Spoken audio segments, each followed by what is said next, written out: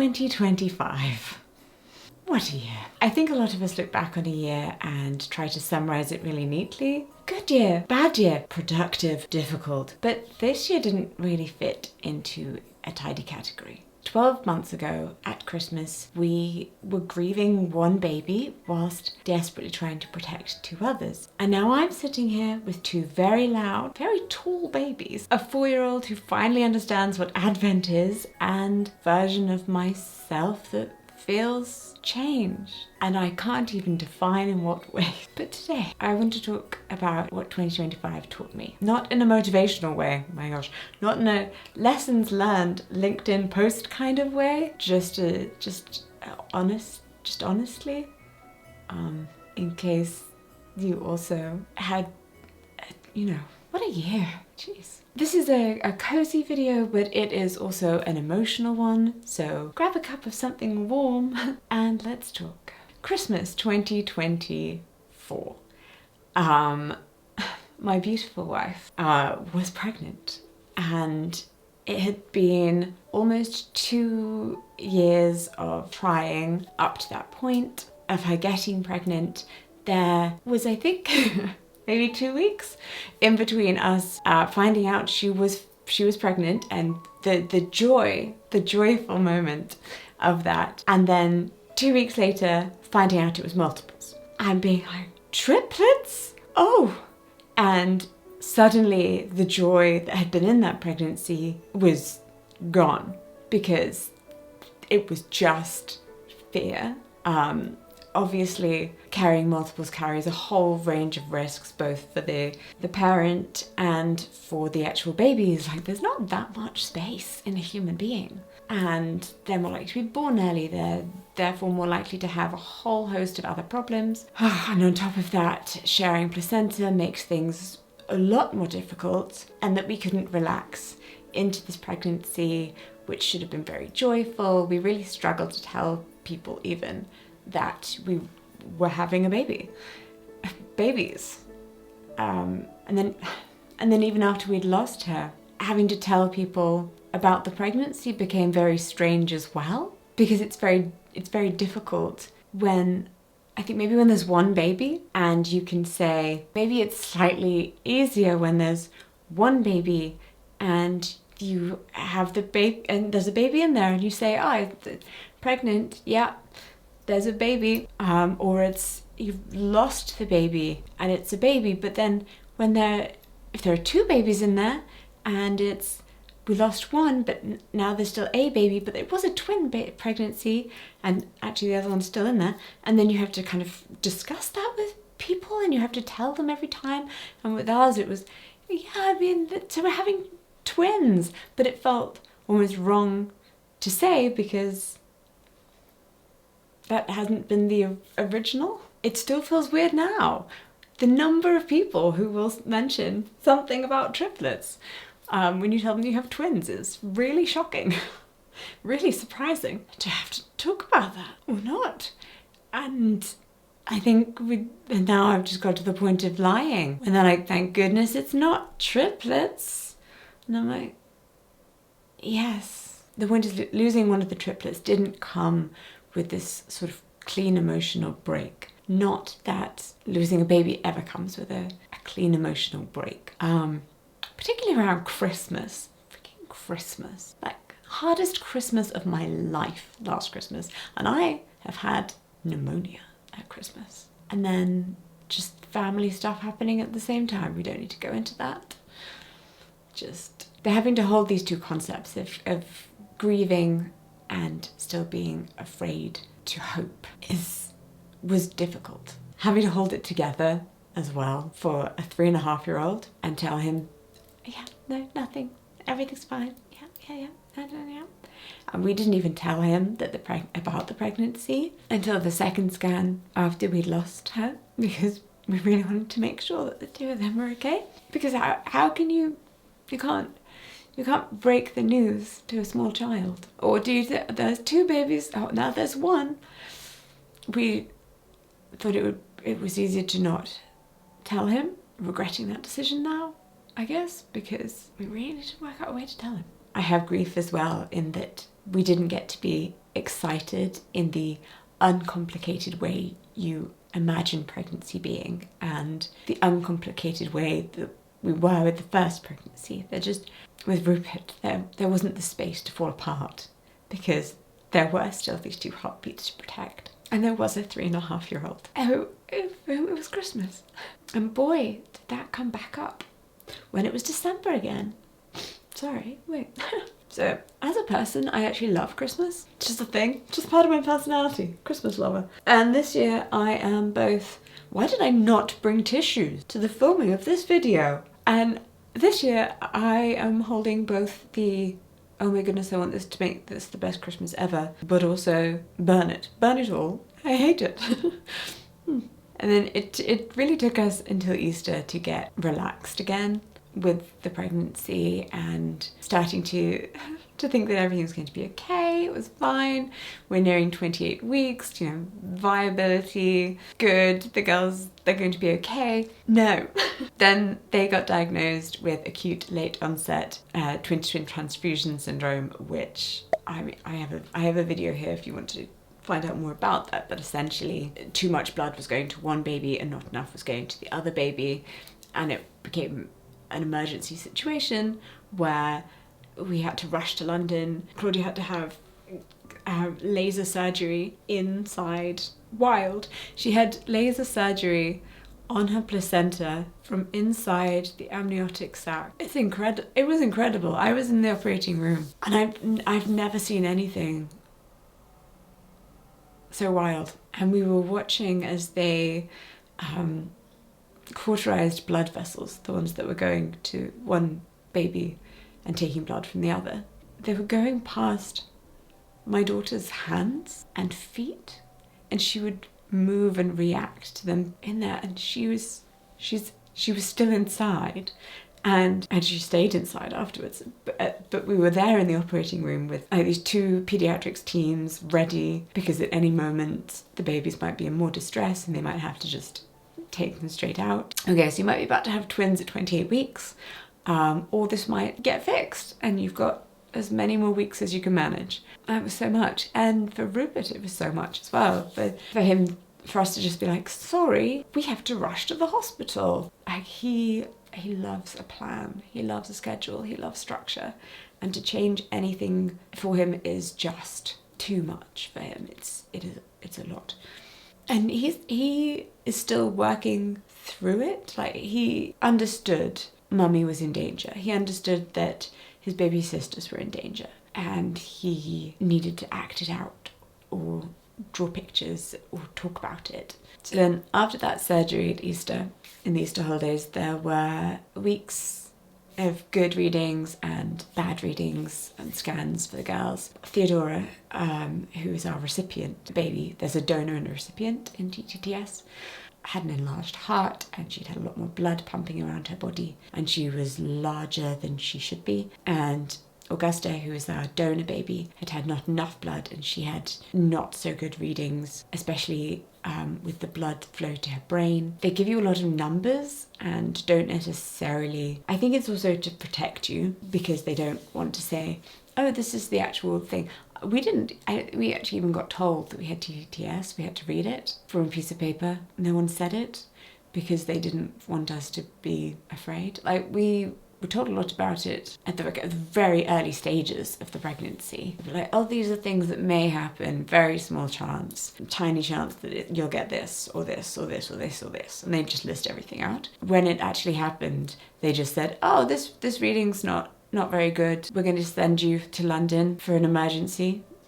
I'm like, okay, why? And they're like, oh, those doctors will explain more. Okay. But not everyone loves information, I realise. But we do. And there's kind of the weeks of reading, there's so much Googling. Too much Googling happened. Too much Googling, I will admit. This year I have learned to Google less.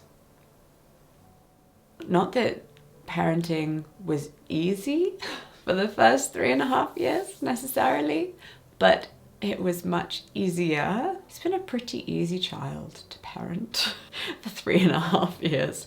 Like, he loves knowledge. Just tell him some interesting facts every day. give him books. Good to go. We were sitting in the bookshop in Waterstones, and Rupert just sat there, carefully took books off, putting them back on the shelf. Next one, carefully look through, putting it back on the shelf. And Gus is the same. Oh my gosh. So I get really emotional when I think about the ways in which my children are similar. Before this year was definitely easier than 2025, because so much of it has been about these kind of three realities at once: the fear, the hope, and then this responsibility of trying to keep everything as normal. If that's not indicative of the wider world, I don't know what is. The girls actually managed to hang on from the 28 weeks. They were all the way to 33 weeks, which is very impressive. As I said, the readings were getting kind of mixed, and especially with Augusta and the reading in her brain. And I remember talking to a friend about it who just happens to be a doctor. She's like, and I mentioned the reading to her, and I was like, I don't really know what it means. I don't actually know what it stands for. And I just remember the look on her face as I said the acronym for the specific reading, and her being a bit like, and feeling the weight of, oh, okay, so it's not just my intense crushing anxiety. This is bad, okay. But as things kind of got a bit worse for Augusta, I would say that Theodora was trying to help. We like to say that Theodora was trying to help her, and she started just wildly kicking. She started wildly kicking one day, and then everything went too quiet. They stopped moving, and Claudia's waters broke. And they were in different amniotic sacs, so Theodora's waters broke. And we were like, she broke her waters. So we would have to go to hospital and take her sister out, because she clearly needed to be outside more than inside, which is something that the kind of very fancy doctor in London has said to us, was that eventually they'll get to a point. Being inside isn't any more helpful than being outside. So the girls were born, which was a drama in itself. You can also, there's a video here that kind of goes into that more, but yeah, we went to one hospital, and then we had to get in an ambulance to another hospital because they didn't have two incubators, they only had one. And for a moment it was, well, maybe Claudia will have to have the babies at this hospital, and then we'll send the babies elsewhere, but she stays here. Absolutely not. And I think it even got to, well, if we don't find the second incubator, then the ambulance is going to be taking you to a hospital that's like 3 hours away. So let's hope the next town has it. Thank goodness they did. Or else it would have had to be that Claudia gave birth, stayed in that hospital, and then the babies were taken by ambulance. And now, like, we took them in for a 6-month check yesterday to the hospital, and they got weighed and they got measured, and these tiny babies, when Gus was born, her lower leg was the size of my little finger. Ridiculous, incredible, amazing. They are so strong, and I'm so proud of them. They meet every milestone for their adjusted age. They meet some of the milestones for their actual age. They babble.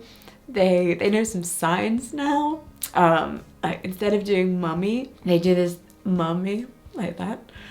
But we know what they mean. And then mama. So we know that that's mama that they want. They can do milk, change, where they just sort of bash their hands together.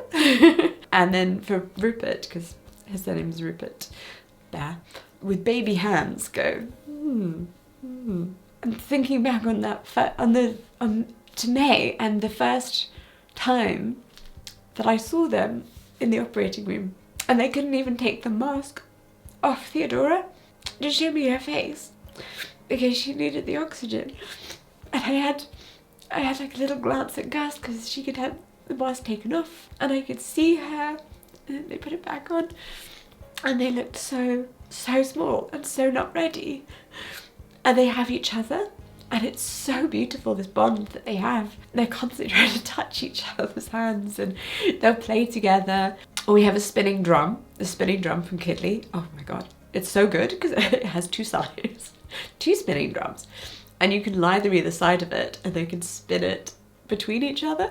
Their twinness benefits them in so many ways. Does that break my heart more? Because then I'm like, oh, there are two of them. Oh, what if there are three of them? But there aren't three of them. There are two of them. And it doesn't help. It feels strange to mourn the third when I have two perfect babies in front of me. I think if you've ever experienced loss, other children don't fill that gap, and other children don't make up for a loss. And it will get easier. I need tissue.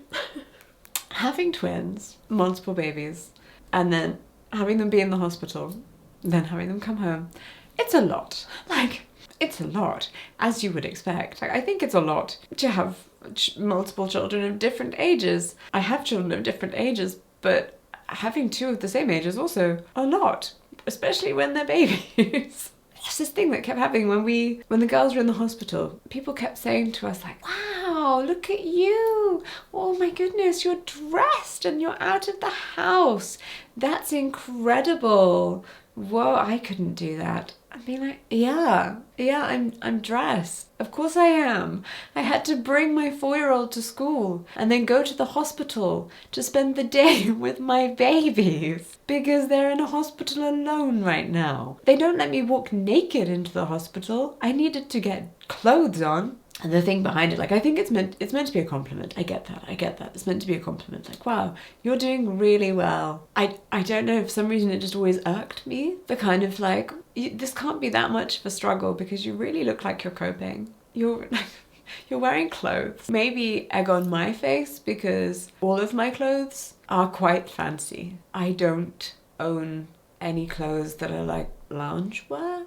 I just dress as me. I mean, I have more comfortable dresses. This is a very comfortable dress. I think it was always meant as a compliment, but I struggle with it. With the comparison thing and the fact that there's the sense that you have to like perform. I was doing a corporate panel, and this was like in the time when the babies were still premature, so they were still before their due date, but they'd come home from the hospital, so they were at home with Claudia, and Rupert was at school. And I was doing this thing for work, and the moderator asked me in front of the entire audience, why are you here if you have newborn premature babies? So because you are paying me? Because I have 2 babies and they are more expensive than 1 baby. I'm trying to keep everything afloat. Like, what would you like me to say? No, right, I am leaving right this second.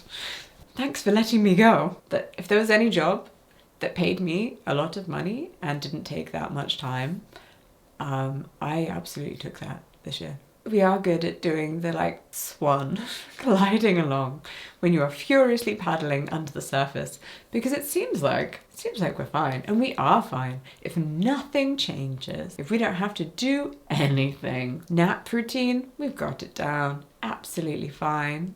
Did you see our 5 to 9 video? If everything runs exactly, perfectly, smoothly to plan, if there's anything that messes it up, the world doesn't pause just because your life is on fire, as shown by the world itself being on fire in multiple ways this year. And I have to keep explaining to my wife. She does indeed look very capable, and people will indeed tell her that she's super capable of doing things. So could she bake all those cheese straws? No, that doesn't mean she has capacity. She should say no. Buy them ready-made from the supermarket and take them for everyone in our lives. And that is why they don't offer us help. The treading water still takes enormous effort. Hopefully though, as viewers of my channel, you will think that I've done okay this year. I've done okay this year in making content. But it's really December, I think, where work, ambition and grief has collided, in that I I had plans. I had big creative plans for December. I was going to do a whole Vlogmas thing. It was going to be, posting every single day. My Instagram, very exciting plans. And I had really good ideas as well. And with the girls and with pregnancy and babyhood, like I've had all these great ideas for short things that I want to make or longer videos, and I felt creative but also exhausted, absolutely exhausted. So I guess this is an apology part of the video where I say I'm sorry that I haven't delivered on what I promised. So a big part of what went wrong was that my assistant quit in November. The workload there came back onto me, but also the just grief flattened my mental health in a way that I think I felt it hadn't. When the girls kind of came home from the hospital, it was just this relief that they were okay and things were good. I didn't feel it so much, the absence. And December, it just absolutely smashed into me. I know it's probably because it's the first year. I'm hoping it gets better the next year.